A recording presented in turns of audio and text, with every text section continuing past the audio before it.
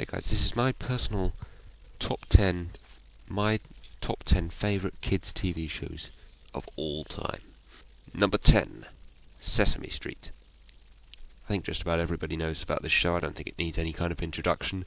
You know, there are so many things that people remember about this. There's the theme tune, there's the sort of adult jokes they put in there from time to time, which makes it enjoyable for adults to watch as much as children.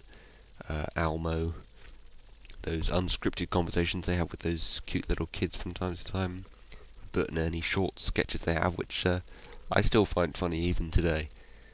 But I think my favourite thing about the entire show was these little short clips about different letters or numbers they had sort of in between the main story of the episode. I think my favourite was probably the pinball machine, the 1 to 12 pinball machine. 1, 2, 3, 4, 5, 6, 7, 8, 9, 10, 11, 12. Do-do-do. 12! Number 9. Fireman Sam. This was almost like a sort of soap opera for little kids, you know. It had that many sort of different characters, which always sort of developed. The stories weren't always about Fireman Sam, they were about some of the other characters in the show. They had Sarah and Jane, Trevor the bus driver, and Norman, who was sort of Earth's troublemaker. I think he was probably my favourite character.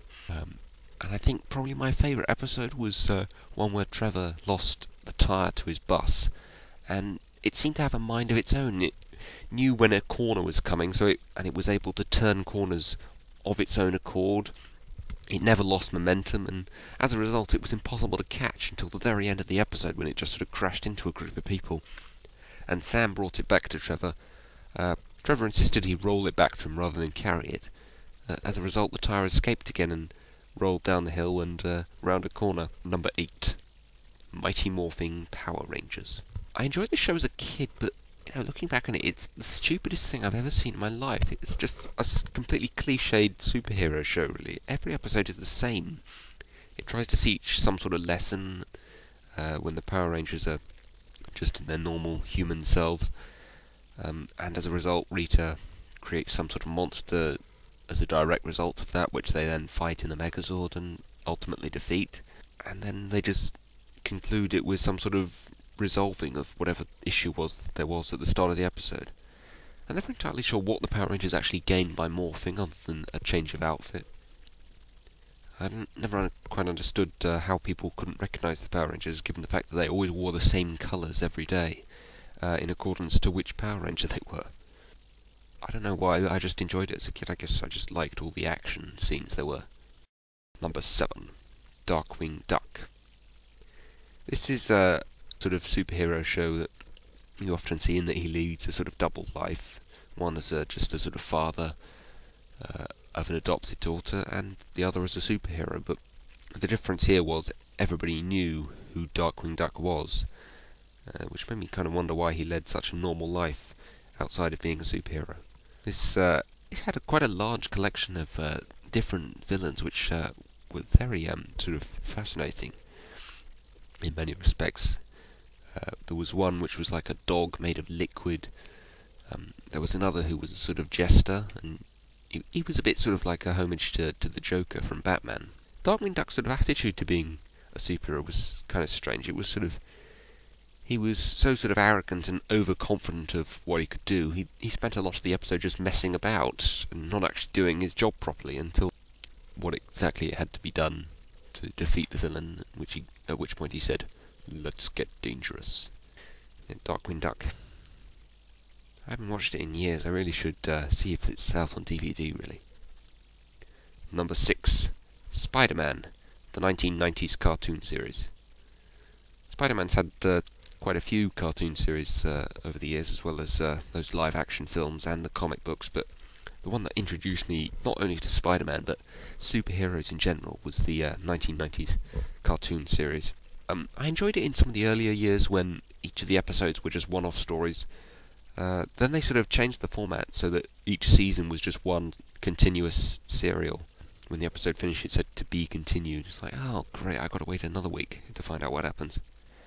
The other fascinating thing about Spider-Man, though, was other superheroes out there, you know, they have people to help them out. You know, like Batman had Alfred, and Robin. Fantastic Four had each other. Generally speaking, they all had sort of sidekicks or people who at least knew who they were. Spider-Man, though, Peter Parker, was completely on his own. Nobody knew he was Spider-Man except for him. I never quite understood why he didn't at least tell his Aunt May that he was Spider-Man, so she could at least look out for him. The other good thing about the cartoon was it stayed much more faithful to the comics than the films have, and there's a lot less dialogue in them, much more action. It developed the villains a lot more. There were a lot more villains in them, and the Green Goblin, who didn't look very green, actually, to be honest, in the cartoon series, also very well developed. Number 5, Sonic the Hedgehog. This was almost like a sort of cartoon alternative to Star Wars. The sort of things that they fight and the sort of sets that they have these battles on against Dr. Robotnik. And Robotnik himself was genuinely creepy, which is kind of strange because he doesn't look the slightest bit intimidating in the actual video games. Video games adaptations in TV or film generally aren't very good, but on this occasion they got it spot on. The only disappointing thing about it really was Sonic, Robotnik and Tails were the only characters from the video games who appeared in this. Other than that, it really bore no resemblance to the game at all. You had some other characters that were introduced, Princess Sally, Bunny Rabbit, it's a pathetic pun, and this pathetic sort of French guy called Antoine. Never quite understood what the purpose of he was, just found him annoying. This show is, of course, not to be confused with the completely separate but similarly titled The Adventures of Sonic the Hedgehog, which came out at almost exactly the same time and was made by the same studio. Why does the same studio feel the need to make 2 cartoons about the same character and release them at the same time? Never understood that. I guess they're so radically different, maybe they wanted to give 2 different approaches to this character. The sort of wacky approach of The Adventures of Sonic the Hedgehog and the more serious approach of Sonic the Hedgehog.